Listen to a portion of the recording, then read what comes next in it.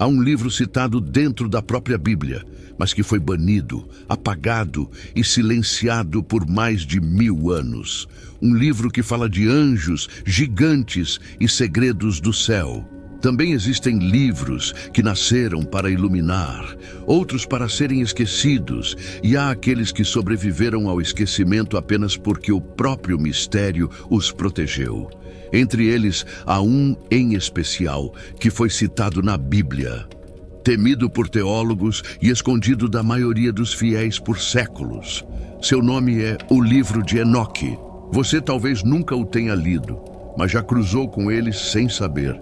O apóstolo Judas, pouco antes do Apocalipse, cita Enoque palavra por palavra. Eis que o Senhor vem com miríades de seus santos para fazer juízo sobre todos. Judas, capítulo 1, versículos 14 e 15. É a única vez que um livro fora do cânon é citado diretamente dentro das Escrituras. E essa simples menção é suficiente para levantar uma pergunta que ecoa há séculos. Se Judas o citou, por que Enoque não está na Bíblia? A resposta não é simples. Durante séculos, esse texto circulou em manuscritos dispersos, escondidos em desertos, preservados apenas em línguas antigas como o etíope guês. Ele falava de realidades invisíveis, de anjos que descem, de gigantes que andam entre os homens, e de um Deus que decide limpar a terra para restaurar a ordem corrompida. Era uma obra que misturava profecia, visão e advertência, e por isso causava desconforto. Mas foi em 1947, nas cavernas de Qumran, às margens do Mar Morto, que o mundo moderno voltou a ouvir o nome de Enoque. Pedaços de pergaminhos cobertos de poeira e sal foram encontrados por acaso por um jovem beduíno. Entre os textos, fragmentos do livro de Enoque. E de repente, algo que muitos chamavam de lenda passou a ter cheiro de papiro e areia, letras reais gravadas há mais de 2000 anos. Imagine o impacto. Um livro que havia sido citado por apóstolos, condenado por bispos e esquecido pelos séculos, agora voltava à luz. Era como se o deserto sussurrasse: nem tudo que foi escondido deixou de existir. Mas o que há de tão perigoso nesse texto? Por que um livro que fala de fé, juízo e justiça teria sido colocado na categoria do proibido? A resposta pode estar no conteúdo. O livro de Enoque descreve um tempo em que seres celestiais, chamados de vigilantes, olharam para a terra e desejaram o que não lhes pertencia. Eles desceram, ensinaram aos homens segredos da guerra, da magia e das estrelas e uniram-se a mulheres mortais. Da união nasceram criaturas híbridas, gigantes, violentos, que devoravam tudo à sua volta. O mundo se tornou um lugar irreconhecível e a corrupção subiu até o céu. E foi então que Deus decidiu agir. Ele enviou anjos como Miguel, Rafael e Gabriel para restaurar a ordem. O dilúvio seria o limite, uma purificação do planeta, um reinício da criação. E é nesse contexto que aparece Enoque, o homem que andou com Deus e que foi levado para testemunhar o que estava acontecendo entre o céu e a terra. A história parece antiga demais, mas de algum modo fala conosco até hoje. Porque o que Enoque viu não foi apenas a rebelião dos anjos. Ele viu o reflexo do que acontece quando a humanidade brinca com o conhecimento sem sabedoria. Ele viu o que acontece quando o poder ultrapassa o propósito, quando a ciência se torna arrogância e quando a luz se corrompe. Talvez por isso o livro tenha sido silenciado, porque ele não é apenas uma narrativa sobre o passado, é um espelho do presente. Ele fala sobre fronteiras que não deviam ser cruzadas, sobre a natureza do mal e sobre a necessidade urgente de juízo e redenção. E se ele foi banido, não foi por falta de fé, mas por excesso de mistério. Durante séculos, teólogos discutiram sua origem, duvidaram de sua autoria e se dividiram sobre seu conteúdo. Uns o viam como revelação, outros como perigo. Santo Agostinho o chamou de fantasioso. Orígenes, de Alexandria, acreditava que ele era anterior ao dilúvio, mas admitia que sua autenticidade era disputada. Já Tertuliano, por outro lado, o defendia com fervor, dizendo que foi rejeitado pelos judeus justamente porque falava de Cristo. Entre a dúvida e a fé, o livro sobreviveu. E, ironicamente, os únicos que o mantiveram vivo foram os cristãos da Etiópia, que até hoje o leem como parte oficial de sua Bíblia. Para eles, Enoque não é apócrifo, é sagrado. Mas há algo ainda mais profundo nisso tudo. Porque mesmo fora do cânon, as ideias de Enoque continuaram a ecoar nas Escrituras. O juízo final, os anjos caídos, o Filho do Homem, o céu e o inferno. Tudo o que ele descreveu parece ter deixado marcas nos textos que vieram depois, como se o eco de sua voz ainda atravessasse o tempo. E agora, séculos depois, esse eco volta a nos alcançar. Um livro esquecido, um profeta enigmático, uma revelação que não se apaga. O livro de Enoque não quer substituir a Bíblia. Ele quer nos lembrar de algo que sempre esteve nela. Que há uma ordem espiritual acima da material e que o mal, por mais antigo e poderoso que pareça, ainda será julgado. Hoje, abrimos esse livro não para desafiar a fé, mas para enxergar a profundidade dela. Vamos entender quem foi Enoque, o que ele viu e por que seu testemunho continua sendo uma das histórias mais misteriosas de toda a tradição bíblica. Mas cuidado! O que Enoque viu no céu ainda muda tudo. Antes de falarmos de anjos caídos, calendários celestes e juízo final, precisamos olhar para o personagem que dá nome a este livro. Enoque, o homem que andou com Deus e desapareceu sem conhecer a morte. A Bíblia o menciona brevemente, quase como um sussurro no meio da genealogia de Gênesis. Enoque andou com Deus e já não foi encontrado porque Deus o tomou. Apenas uma frase, nenhuma explicação, nenhum fim narrado, nenhum retorno. E ainda assim, essa simples linha abriu por séculos um abismo de mistério. Quem é esse homem que não atravessa a porta comum da morte? O que significa andar tão perto de Deus a ponto de ser levado por ele? A tradição judaica o coloca como o sétimo depois de Adão. E o número 7 na Bíblia carrega o símbolo da plenitude. Assim, Enoque surge não apenas como um nome na linhagem humana, mas como um marco espiritual, o sinal de uma geração completa antes da corrupção total do mundo. O cenário em que ele viveu era pré-diluviano, uma era em que a terra se enchia de violência, em que os homens se multiplicavam, mas a maldade crescia junto. Nesse caos, Enoque não é descrito por seus feitos, mas por sua caminhada. Ele andou com Deus. Isso não fala de perfeição, mas de comunhão, de direção e não de velocidade. Significa viver em sintonia com o Criador em meio a uma humanidade que havia perdido o compasso.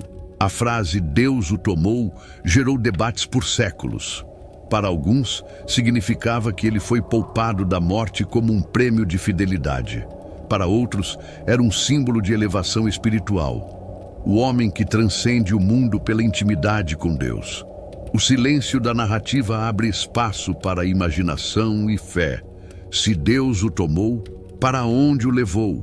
O que ele viu e o que aprendeu lá em cima? Dessas perguntas, nasceram as histórias que formariam o livro de Enoque. Textos que descrevem sua jornada celestial, as salas do céu, os portais de luz, os espaços onde justos aguardam e injustos são contidos. É como se a vida de Enoque tivesse sido transformada em ponte, um elo entre o mundo visível e o invisível. Mas por que ele? Por que Enoque foi o escolhido para atravessar a fronteira entre o humano e o divino? O texto sugere que, em um mundo corrompido, Deus o separou para ser sinal. Enquanto a humanidade descia, Enoque subia. Enquanto o caos se espalhava, ele se aproximava da ordem. Sua vida era o testemunho silencioso de que ainda é possível andar com Deus quando o mundo inteiro caminha na direção contrária.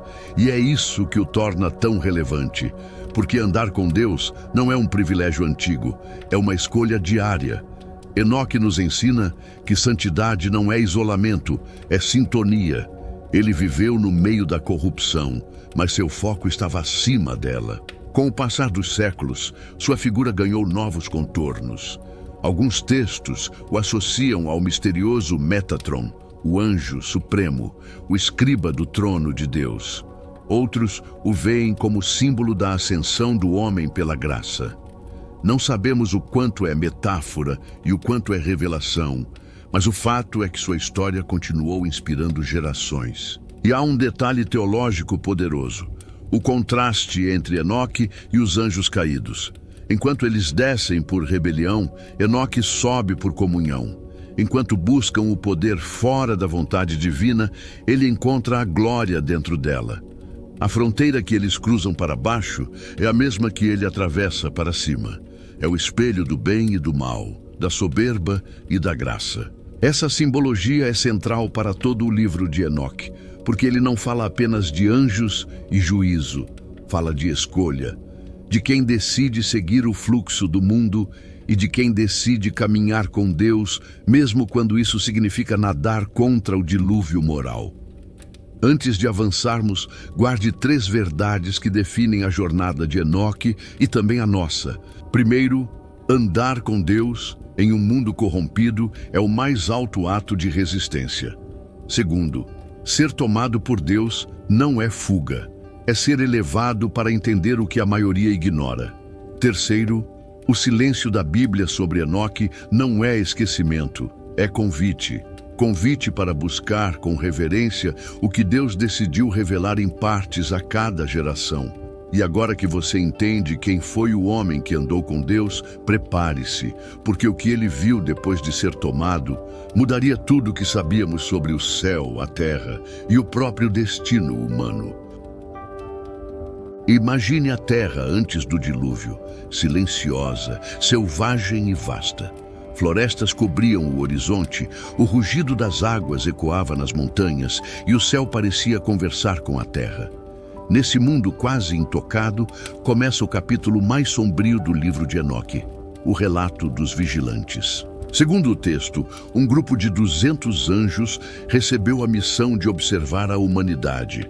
Chamavam-se vigilantes, guardiões da ordem divina. Deveriam instruir, proteger e zelar pelo equilíbrio. Mas algo dentro deles mudou. O olhar de admiração virou desejo. A fronteira entre o dever e a transgressão foi cruzada. O céu, que deveria inspirar a terra, começou a cair sobre ela. Esses anjos desceram sobre o Monte Hermon, um nome que até hoje significa maldição. Lá fizeram um pacto. O líder deles, Senjazá, em algumas versões, Azazel, ergueu a voz e disse: "Tememos realizar este ato sozinhos. Façamos um juramento entre nós e todos seremos responsáveis." E todos juraram. Foi o primeiro pacto de rebelião, e naquele instante o céu ganhou uma cicatriz. Eles tomaram mulheres humanas e as tornaram suas esposas. Desses relacionamentos nasceram gigantes chamados de Nefilim, criaturas de força descomunal e fome insaciável. Cresciam tão grandes que devoravam plantações, animais e, por fim, os próprios homens. A terra gemeu sob o peso deles. A violência se tornou a nova linguagem do mundo. Mas a corrupção não era apenas física. Esses anjos ensinaram segredos proibidos. Azazel ensinou aos homens a forjar armas, moldar o ferro e o bronze. Ensinou às mulheres o uso de cosméticos, joias e encantamentos. Outros ensinaram astrologia, feitiçaria e adivinhação. Conhecimentos que pareciam progresso, mas eram destruição disfarçada de sabedoria. O que era dom tornou-se corrupção. O que era luz virou veneno. É aqui que o livro de Enoque toca em algo assustadoramente atual. A queda nem sempre vem pelo mal evidente. Às vezes, vem travestida de conhecimento, beleza e poder. Os vigilantes não ensinaram mentiras, ensinaram verdades fora de contexto, sabedoria sem reverência.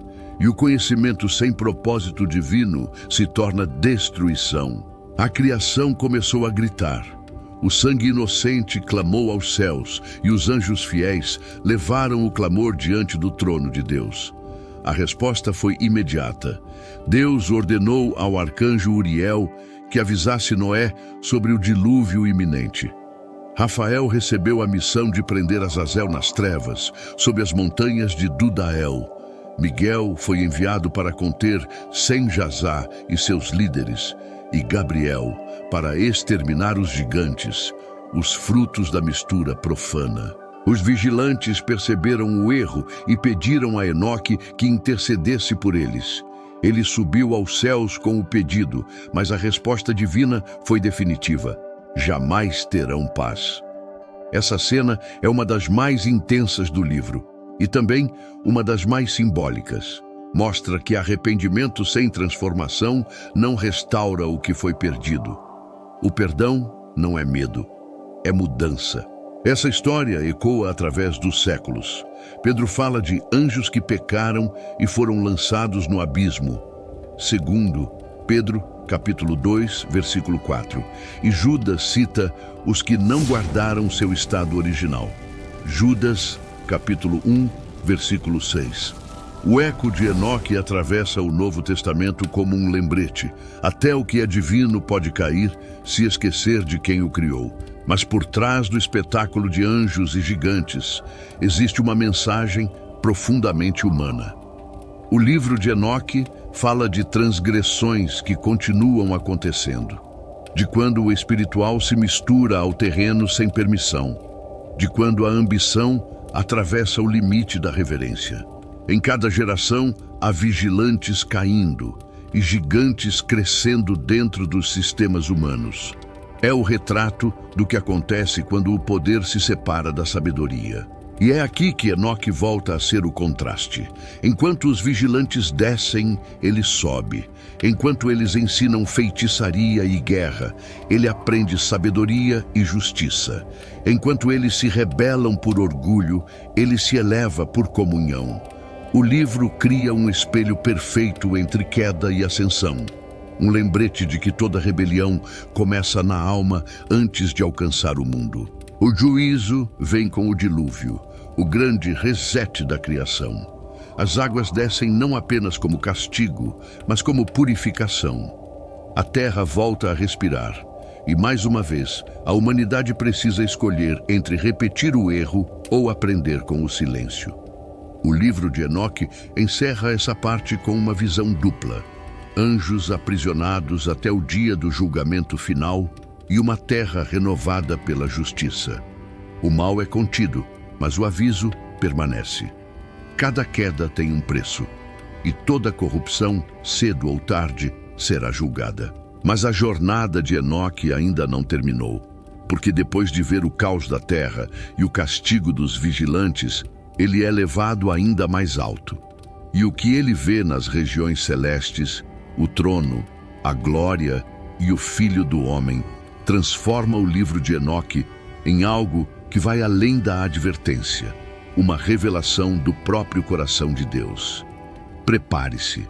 A próxima visão de Enoque não fala de destruição, mas de ordem divina, de um céu vivo, vibrando com propósito.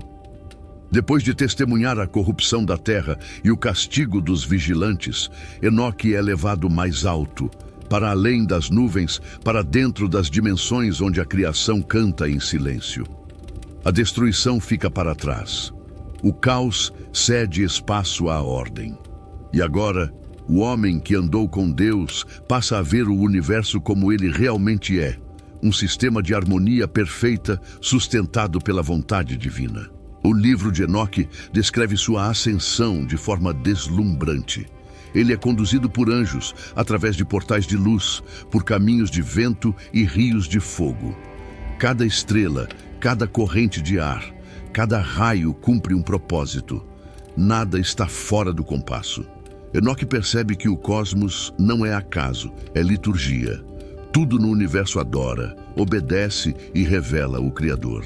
Essa visão é chamada de Livro dos Luminares. Nela, Enoque contempla o curso do Sol e da Lua, as estações que se abrem e se fecham como portas, o ritmo das marés e a dança das constelações. O objetivo não é ensinar astronomia, é ensinar ordem. O autor parece sussurrar: o mesmo Deus que organiza as estrelas também organiza a história. Mas Enoque vê mais do que o movimento dos céus. Ele é levado às câmaras espirituais, lugares onde as almas dos justos aguardam em paz e os injustos esperam o juízo. Ali, ele entende que a justiça divina não se apressa, mas também nunca falha. O tempo de Deus não é o nosso tempo. Há um propósito mesmo no silêncio. Então, em meio à luz, Enoque contempla uma figura misteriosa, o Filho do Homem. Ele o vê assentado em um trono de glória, rodeado por anjos e resplandecente como fogo. O texto o chama de o eleito, o justo, aquele que existia antes da criação e que julgará os reis e os poderosos da terra. É impossível não reconhecer o eco dessa visão no Novo Testamento. É o Cristo antes de Cristo, o Messias antes da encarnação. Tertuliano dizia que Enoque falou de Cristo antes que Cristo viesse. E de fato, as semelhanças são impressionantes. O Filho do Homem de Enoque é o mesmo descrito nos Evangelhos e no Apocalipse. O juiz que separa luz e trevas, o justo que governa com verdade, o que dá esperança aos oprimidos. Por isso, muitos estudiosos chamam o livro de Enoque de a semente do pensamento apocalíptico. Ele antecipou a visão que moldaria séculos de fé. Mas a maior revelação de todas não está na profecia, e sim na transformação. Enoque não apenas vê o céu, ele o entende. Aprende que o juízo de Deus não é vingança, mas restauração. Que o castigo não é o fim, mas o início de algo novo. Que a verdadeira sabedoria não é dominar, mas servir. E por isso, o livro de Enoque é mais que Apocalipse, é reconciliação. Suas visões se estendem por paisagens de fogo, luz e canto. Ele vê rios de chamas, montanhas de cristal e salões de glória, onde os anjos entoam o nome de Deus. Em uma dessas cenas, uma voz lhe diz: felizes os justos, pois habitarão com o Filho do Homem. É o resumo da fé, a certeza de que o bem não é em vão e que a justiça, mesmo tardia, sempre vem. Essas imagens influenciaram profundamente a arte e a teologia. Sem elas, talvez não existissem o Apocalipse de João, a Divina Comédia de Dante ou as visões místicas da Idade Média. Tudo o que veio depois parece ecoar o que Enoque viu primeiro. Há, porém, um detalhe polêmico. No final do livro das parábolas, Enoque é chamado de o justo e colocado à direita de Deus. Alguns interpretam isso literalmente, dizendo que ele se tornou o anjo Metatron, o escriba celestial. Outros afirmam que é símbolo da união entre o humano e o divino, uma metáfora para a elevação da alma. Mas o que importa é o que isso representa. O homem que andou com Deus foi transformado pela presença dele. E aqui está o ponto central da sua jornada. Enquanto os vigilantes caíram por orgulho, Enoque foi elevado pela comunhão. Ele representa a humanidade redimida, a ponte entre céu e terra, o reflexo do que Deus sempre quis do homem: proximidade. O livro de Enoque termina essa sessão com uma promessa: o dia em que os justos brilharão como o sol e os reinos da injustiça desaparecerão como fumaça. Era a esperança dos oprimidos, o cântico dos fiéis, a faísca de fé que atravessou os séculos. E é por isso que o livro nunca foi apenas perigoso, foi libertador. Ele ameaça os poderosos porque fala de um juízo que não pode ser comprado, de uma verdade que não pode ser silenciada e de um Deus que observa de perto. Mas toda revelação traz também um preço, e o de Enoque foi alto, porque quanto mais brilhava sua mensagem, mais intensas se tornavam as sombras que tentavam apagá-la. E é exatamente aí que começa o próximo capítulo. quando o silêncio cai e o homem tenta decidir o que deve ou não ser lembrado. Toda revelação tem um preço, e às vezes o preço do conhecimento é o silêncio. O livro de Enoque, depois de ter sido amplamente lido e reverenciado, começou a desaparecer, não por acaso, mas por escolha. Ele não foi esquecido, foi silenciado. Nos primeiros séculos da era cristã, o livro de Enoque circulava entre judeus e cristãos. Pais da igreja como Clemente de Alexandria, Irineu de Leão e Tertuliano o citavam com respeito. O próprio Tertuliano dizia que Enoque fora rejeitado pelos judeus porque falava de Cristo antes do tempo. Chamava o livro de profecia antecipada. Mas a aceitação não durou para sempre. Orígenes de Alexandria, um dos teólogos mais influentes da antiguidade, reconhecia o valor espiritual do texto, mas alertava: sua autoria era incerta, e essa dúvida foi o primeiro golpe. A tradição dizia que Enoque havia escrito o livro, o sétimo depois de Adão, mas o conteúdo mencionava acontecimentos muito posteriores, fatos do período grego e dos macabeus. Era impossível que tivesse sido redigido por ele. A suspeita começou a crescer. O segundo golpe veio com o cânon judaico. No final do século I, os rabinos de Javne decidiram quais livros seriam considerados inspirados. O livro de Enoque ficou de fora, e sem o selo judaico, a fé cristã nascente começou a tratá-lo com cautela. Afinal, a igreja ainda se espelhava nas tradições hebraicas. O terceiro golpe foi o medo. À medida que o cristianismo se tornava a religião do Império Romano, a liberdade teológica diminuiu. Textos que falavam de anjos, mundos invisíveis e visões apocalípticas começaram a ser vistos como perigosos. A igreja precisava de ordem, e o livro de Enoque era tudo menos previsível. Ele falava de anjos que pecam, de juízo sobre os poderosos e de um Deus que não se deixa manipular.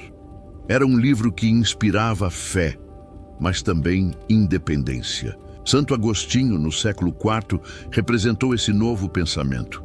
Reconheceu que Judas havia citado Enoque, mas disse: se o livro fosse verdadeiro, teria sido preservado pelos judeus, e como não foi, só podia ser uma fantasia.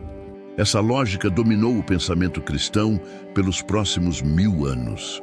O livro desapareceu dos púlpitos, das cópias e das orações públicas. Mas enquanto o Ocidente o apagava, o Oriente o guardava. Na Etiópia, cristãos o mantiveram dentro da Bíblia. Copiaram-no à mão em pergaminhos, preservando-o na língua guês. E foi por causa deles que o livro de Enoque sobreviveu. Enquanto impérios caíam, mosteiros etíopes guardavam o texto como um tesouro silencioso. Quando no século XV, missionários europeus chegaram à Etiópia, ficaram perplexos. Descobriram uma Bíblia com livros que o resto do mundo havia esquecido. E em 1773, o explorador escocês James Bruce trouxe para o Ocidente 3 cópias completas do livro de Enoque. Pela primeira vez em mais de 1000 anos, o livro ressurgia das cinzas. E o golpe final contra o esquecimento veio em 1947, nas cavernas de Qumran. Ali, entre os manuscritos do Mar Morto, fragmentos do livro de Enoque foram encontrados. E, de repente, o que muitos chamavam de lenda virou arqueologia. O que era dúvida virou pó e pergaminho. O deserto, mais uma vez, devolveu o que o tempo tentou enterrar. Mas a pergunta permanece: por que ele incomodava tanto? Porque o livro de Enoque é tudo o que o poder teme. Ele fala de um Deus que julga o alto e o baixo, de anjos que falham, de verdades que o homem não controla. Ele desmonta a ideia de que o sagrado está sob domínio humano. É um livro que confronta, e o confronto sempre custa caro. O silêncio sobre Enoque não foi apenas teológico, foi psicológico. É mais fácil crer em anjos perfeitos do que admitir que até o céu pode ser traído. É mais cômodo um Deus distante do que um Deus que observa de perto. É mais confortável viver na ignorância do que encarar o mistério. Mas o mistério não morre. Ele apenas espera o tempo certo para ressurgir. E foi isso que aconteceu. Cada redescoberta do livro de Enoque reacende a mesma reação: espanto, medo, fascínio. Porque ele toca o que é intocável.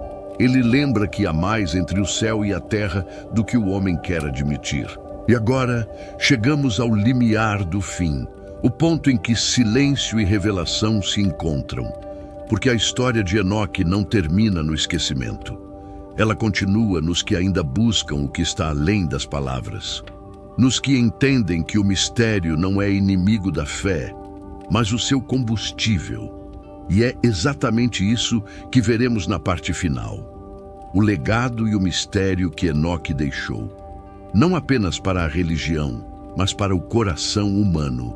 O silêncio em torno do livro de Enoque nunca foi vazio. Ele sempre guardou um eco, um sussurro que atravessou impérios, idiomas, desertos e séculos, até chegar até nós.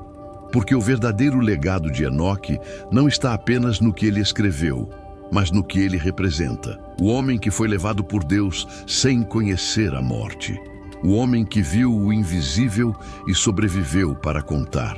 Na história sagrada, apenas 2 homens viveram algo semelhante: Enoque e Elias. Ambos foram tomados por Deus. Ambos simbolizam a união entre o terreno e o eterno. Mas Enoque foi o primeiro, o pioneiro da comunhão perfeita. Ele caminhou com Deus quando o mundo ainda engatinhava entre luz e trevas. E sua jornada antecipou tudo o que a fé viria a esperar: a reconciliação entre o céu e a terra. Mesmo fora do cânon, o espírito do livro de Enoque nunca desapareceu. Ele sobreviveu nas entrelinhas de outros textos, nas palavras de Judas, nas cartas de Pedro, nas visões do Apocalipse. As mesmas imagens: anjos caídos, juízo final, o Filho do Homem, o trono de fogo, voltam a surgir como ecos de uma origem perdida. É como se o livro tivesse deixado suas sementes na fé humana, florescendo em cada geração que busca entender o mistério da existência. Alguns chamam o livro de Enoque de o primeiro apocalipse da história. Outros, de ponte entre o Antigo e o Novo Testamento. Mas talvez ele seja mais do que isso. Talvez seja o lembrete de que há verdades que só se revelam a quem caminha perto de Deus. Verdades que não se leem com os olhos, mas com a alma. O legado de Enoque é também um espelho. Ele nos mostra que o conhecimento sem obediência destrói, mas o conhecimento com comunhão transforma. Mostra que a justiça de Deus pode parecer tardia, mas nunca falha. E ensina que ainda é possível andar com Deus, mesmo em um mundo corrompido, barulhento e saturado de distrações. Em uma das visões finais, Enoque ouve uma voz que diz: "Felizes os justos, pois receberão a luz e habitarão com o Filho do Homem." Essa frase resume toda a mensagem da fé. O bem não é em vão, e o justo nunca será esquecido. Mas há um mistério ainda mais profundo, o que o judaísmo místico chamou de Metatron. Disse que Enoque foi transformado em um ser celestial, o escriba do trono de Deus, aquele que registra os atos da humanidade. Se isso é alegoria ou realidade, pouco importa. O símbolo é poderoso. O homem que viveu tão perto de Deus que se tornou parte da sua história. A distância entre o humano e o divino não é tão grande quanto parece. Deus ainda toma para si aqueles que andam com ele. O livro de Enoque nos lembra que a fé é uma jornada entre o céu e o chão, que o mal é real, mas não é eterno, que a justiça pode demorar, mas nunca falha, e que por trás de cada queda há sempre um convite para subir. Talvez seja por isso que, mesmo banido, o livro de Enoque continua chamando a atenção de gerações. Porque, no fundo, todo ser humano carrega a mesma pergunta que ecoa em suas páginas: se o céu me chamasse, eu ouviria. E agora que você conhece o primeiro livro da série Livros Excluídos da Bíblia, lembre-se, o que foi escondido não foi perdido, foi apenas guardado. até que chegasse o tempo certo de ser revelado novamente. Se este vídeo te tocou, compartilhe com alguém que busca os mistérios da fé. Deixe seu like, inscreva-se no canal e ative o sininho para que o algoritmo te lembre toda semana que há muito mais para descobrir. No próximo episódio, abriremos outro livro esquecido, outro texto que o tempo tentou apagar, mas que a verdade insiste em trazer à luz. Até lá, lembre-se, o céu continua escrevendo histórias, e talvez a sua seja uma delas.